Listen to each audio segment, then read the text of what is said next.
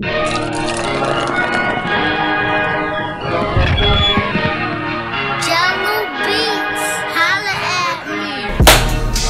guys, I'm your humble host, young Seaka, and today for another episode of Sip to the Script, we have some very important guests in the house. You know, guys that have really set the grounds, you know what I mean, in terms of like the fashion culture in Ottawa and stuff like that. Appreciate so guys, if you guys don't mind introducing yourself to the camera. Go ahead.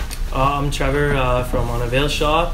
And I'm Kurt from UNAVAILSHOP. Yeah, and before we jump into this interview, I kind of want to get an introduction of these drinks, you know, since I'm going to be killing myself over camera, so... I mean, I've always been from day one a beer guy over liquor, and over the years I've kind of narrowed it down to my favorite one, and PBR is the one. I skate, and like you said, in the culture, it's PBR or nothing when you skate, you know what I mean? You can sometimes get the 5.9, the little more, you know, but most of the time you got to get the blue label. For sure. And you chose another really interesting choice of drink. Got the gin and soda. That's my go-to. You got to go the soda. Keep the sugar out of there, you know? Definitely. And liquor over beer, man. I can't drink that shit. Listen, I'm here, so I will, you know, accommodate to both of you guys' needs, and I'll be probably drunk by the end of this, so no, but guys, honestly, I wanted to get this interview going on because you guys have probably, I remember back in the days where Normal started what they were doing, you know what I mean? Yeah. They were definitely shoe game. Exactly, like very much so in the same vein of what you guys were doing, but you guys literally since the scene started, you guys set that grounds, you know what I mean, for people that are what they're gonna wear in videos. True. And like, you know, the kind of trends that are popping also online for millennials these days, you know what I mean? So I kind of wanted to get a bit of, you know, your brain, you know what I mean? Where did you guys come from? So I'll field this one, I guess. Cool. So funny you mentioned Normal. So James, the other owner that couldn't be here, shouts out to James. He got sent back to the UK. Deported. No. Visa expired. But and then myself. So we used to work at Normal, and we knew Kurt from like the sneaker releases and stuff like that. We were kind of all part of the culture. Just like had a common interest in this kind of gear and stuff like that. So we kind of found that common ground. We kind of came up with the idea to open kind of a shop because, like we mentioned, we saw like there was the sneakers, but there's a lot of like gap as far as like the streetwear industry in Ottawa. So we thought this would be a cool idea, and we linked up with Kurt and kind of started from there. And I can tell just by the, you know, the pieces you guys have in the store, you know what I mean? It's definitely crazy, but I feel like, you know, to kind of get in this game, especially in this city, with how hard it was to kind of come up in this game. You know what I mean? Like, you guys probably were very passionate about this. So, like, how was it to grow up for you guys, you know, even from a young age? For me, I started with sneakers first. Like I said, I would go to all the Jordan releases and stuff. That's how I bumped into Trev and Snell. In Ottawa? Yeah, at Normal. Yeah, like 2012, I got my first pair of Fire Red 5s, the retro. Yeah, the all-white ones with the black and red midsole. But I started coming frequently and, like, buying, like, 3, 4, 5 pairs. And the guys kind of noticed it, and they knew, like, who the guys cut from the same cloth are and who the guys that are kind of whack are, and like we kind of hit it off right away. And I went from sneakers, like two piles of boxes straight to the ceiling, like 30-40 pair. Yeah, I brought it down to like 12 pairs, but then it switched over from my passion to shoes to clothes, and that's how all the UNAVAIL things tied together because they knew I was a big collector. And we all shared the same passion. They had like the marketing side of things, and I had the market knowledge side of things, right? So we just put our heads together and say la vie. And honestly, like we can tell by the Supreme and stuff like that, but like how does someone that, you know, that's very into like skateboarding and all that stuff gets into like the resale game, and you know what I mean? Well, I've always been about like swag and like trying to, you know, I'm huge about wearing what you like, not wearing what social media says is cool. And I've always kind of stood out. Like, I wear really loud outfits, but I don't let that stop me. Like, everyone knows if they see Kurt, it's gonna be something crazy loud. Like, I'm not wearing gray sweats and a black tee. I can tell by the shoes. Can someone? Yeah, those aren't Air Forces. But nah, it just like it started almost like wildfire. It was just a thought, and then we had a pop up. It went amazing. And me as a guy, like you said, like I like to dress nice, but I like to skate, and Supreme is like right in that area because the Supreme started as a skate brand. It did. So I went for like the big, like the box logos and the portraits and whatnot. Right? It was really cool. And then would buy like 2 or 3 of one thing so I could keep mine for free, because I would buy 3 things, sell the other 2, get mine for free. And for a lot of people that don't get that, it's just snowball. Like, yeah, exactly. Like the box, especially the box logo. Yeah. For a lot of people that don't know, that resale value is like crazy, man. Insane. Crazy. So for like when did you guys start getting into that game? Because I know, again, you know, for skateboarding, and especially like, how did you start getting in the game also? So kind of similar. So, but I grew up in a small town. So like all the way up through high school, like I didn't even really know about. So you're not from Ottawa? No, I'm from Brockville. Just okay. Yeah, now I know where that is. Yeah, exactly. You're from Ottawa too? Yeah, I'm from okay. Small town of 20,000 there. So yeah, so this kind of thing wasn't like a big thing. We had a skate shop there, super small, but it wasn't like a thing that was on the front of my mind. And then I moved to here to go to university, and like one of my roommates from first year kind of like got me into it, and then I got the job at Normal, and from there it just kind of became like honestly an addiction. Yeah, like, yeah, for sure. And I started in the whole sneaker thing, and like I would just cop sneakers, and like you kind of get into like the reselling as far as like to feed your own habit, you know what I mean? That's like, how it started for me. Because you always want to buy something new, and you're like, oh, like, well, how can I afford this? Because like regularly, like shit's so expensive, like you can't like you can't be spending $250 a weekend, like $1,000 a month on new kicks. You know what I mean? Because like. So that's kind of where you don't have a lot of cash when you're that old and you're in that type of situation, going to school and stuff. So you got to make means. Yeah, of course. Is that how like the culture really starts? Like for me, yeah. Okay, for me to keep the. I think that's kind of where it started. As far as like, you'd like have a rare piece, like rock it a bunch, like you'd kind of like get like your wear out of it, and then you would kind of like find something else that you like fell in love with. So you're like, oh, like I need to get that. Right. So you would, so you'd kind of like switch it out. But then, I mean, people started seeing like the value of like things, and then like now it's gone to a point where people that don't even wear this stuff are like flipping. Still want it. Yeah. It's like a business now. Never want it, but they buy a lot of it. Exactly. Because they know it'll flip for cash. Exactly. Yeah, I feel like before it kind of started as like a passion kind of thing. Like people, like it was a small community, and like it was just people that were kind of trying to like afford that next piece, that next rail that they wanted, and now it's just like blown up like it's something crazy. Right, and it's kind of, you know, it kind of interpels me, you know what I mean? Like you were in first year and you caught the bug for that, and you were from Brockville, you know, working already in that industry really, and you were in skateboarding first year. Like how does that whole collab where you guys come together started from? Mine was Yeezys. It was like, damn, I want a pair of Yeezys, but I know they cost a stack. And I'm like, I can't pay the resale value for $1,000 pair of shoes. But when the next pair comes out, I'm gonna bring myself and 2 other homies, and I'll pay them $100 each or whatever to camp with me. Because back in the day, there was no online sneaker apps. It was first come, first serve. You bring a chair, you sit for 12 hours, you get your pair. 12 hours. Sometimes way more, man. I've camped 36 hours before. Yeah. For shoes? Yeah, but I wasn't getting one pair. Like I said, I brought 4 homies with me. Right. Okay, so it was really a business. Yeah. Because I knew that the pair cost $300 and they sell for $7. So if I gave my homie $150 to chill with me, he's happy, and I'm making $350 or whatever it breaks down to for that shoe. So if I do that times 4, then I can make a stack and get that really heat piece. So basically, it was the same thing for you guys. Yeah. Like, and how did you guys link up? Because like when people think about the UNAVAILSHOP, you guys are the 2 notable faces that people think about, you know what I mean? So like, how did you guys link up? So met him like as he was saying, as he was camping out for sneaker releases, I was like working them.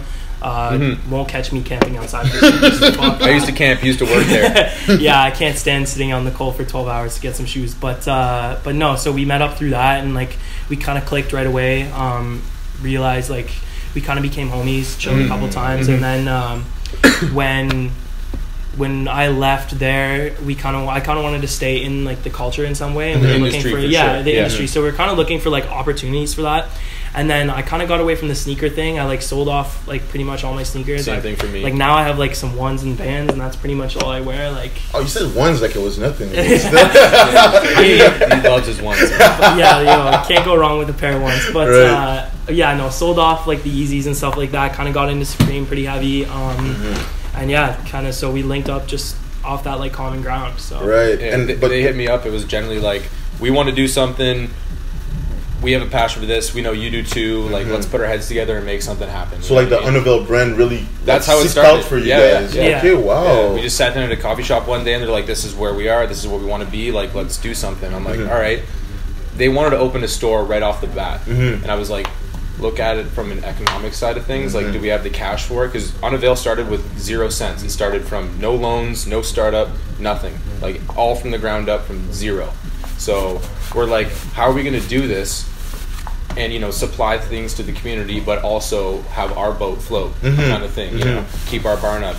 And it was my idea. I was like, we got to do a pop-up shop first to see if Ottawa's got the market for this. We did one, absolutely killed it. And then we weren't even ready for the first pop-up. Like, we had like the lineup starting on like right on Bank Street, and we were like, oh, like some people will show up, like it won't be that 10, crazy. 12, 15 people tops. It was like 4 hours to get in. Yeah. Like it was a 150 person line. Yeah, we were like going through it, but yeah, the line was huge. It was 4 hours to get inside, and it was the middle of winter, so we were like, shit, and we were like, hey, we got to do this again. It clearly is killing it. So we just kind of like kept doing pop-ups. We did like 3, I think, and we started doing our own gear, like the UNAVAIL gear. We were like, cool. We'll kind of like get some traction with that. But then that was super well received, and that popped off. So we were like, oh damn, like even like people are fucking with like our own brand and stuff. Even on Instagram, like you see it, like it's like blowing up. Even on Instagram, people just wear it and get tagged, and it's like, wow, crazy. Exactly. And like you guys, you know what I mean? Especially as startup businesses, you can't really go anywhere if it's not for events, you know what I mean? As startups and stuff like that, pop-up shops and stuff like that. So like, I've seen that you guys had an event with Common recently. So you guys want to kind of talk about that? We did the one with HQ. Is exactly. That all those guys from the Common, all those. They're all tied up together. Exactly. Small cities are always like that. But. Yeah, so we knew Warren, one of the owners of HQ, through just like, I don't know, going to Common, like kind of like meeting him there. Yeah, bumping into people and stuff. Socializing. And we really fuck with the aesthetic at HQ, like super nice, like modern kind of look on it, super clean design. And we wanted to do like a merch release and kind of like step it up as far as like a space. Like we've done stuff here before, but we wanted to like freshen it up. So we did it there. Went super well. So. And by the pop-up shops, you know what I mean, the weight up lines and stuff like that, the events that are like doing really well for you guys. The shop has been opened up for a while. I'm not super big into like the culture of exchange, cool, but it's such a big thing even for fashion, because people use the fashion to brand themselves. You know what I mean, especially in this industry. So kind of open up my eyes as to what this scene is like. How does it work? Like the in and outs. You know what I mean? Definitely. Yeah. I'd probably say the in and outs of the whole industry is like number one with our generation. Before it was like if you had style, you could tell right away from the way the person dressed. Now social media is so strong.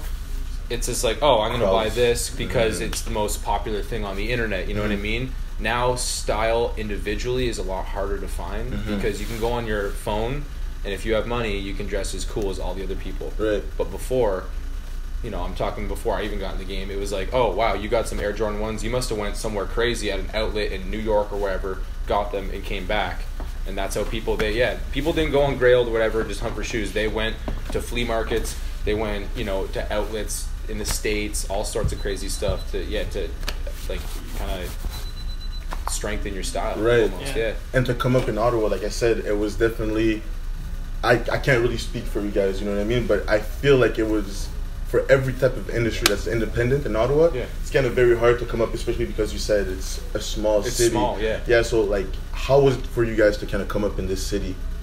I mean, the pop-ups, like we just were, it was like a model where we kept like our costs low and everything like that, just kind of like test the market out.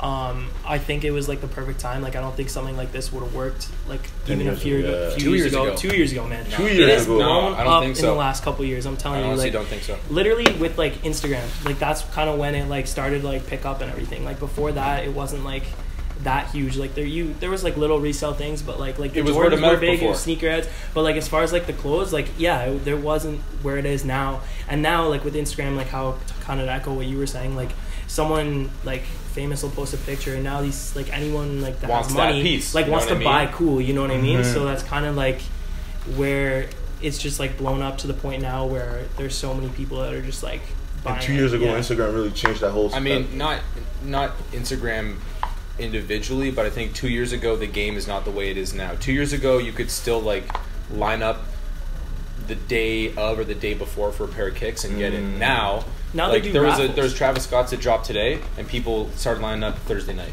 for what was it, Friday release? Friday day, something. So like more than 24 hours just for like a not a crazy kick, but like kind of heat kick. I mean, because he's notable, they're really cool, yeah. But like they're not like a Yeezy 2 Nike that are like crazy worth $3,000. You know what I mean? But it still has enough pull to it that people will bring a chair and will camp more than a day on the street like they're homeless for a piece like for shoes. So you guys have definitely found the perfect time to kind of I'd say so. I mean, it's definitely, we kind of felt out the industry, and then we did our pop-ups, and we realized, oh yeah, like Ottawa has the market to hold this kind of store, and that's when we started doing it full time. Yeah. Full time is in weekends. Yeah, right. For sure. And my question to you guys is, if in the last 2 years this industry has blown up as much as it did, especially in Ottawa, since that's where we are at right now, where do you see this industry going in the next, like 2, 3, 4, 5 years even? It's hard, man. Like 2 or 3 years, I don't know. I think the industry will strengthen as social media does. The more apps that come out, the more easy accessible it is for you to see stuff. Because like before, say 5 years ago, it was word of mouth. Like we would have never probably known each other, but through Instagram, Facebook, whatever, we're here doing an interview. Right. So like that's what it comes down to. Right.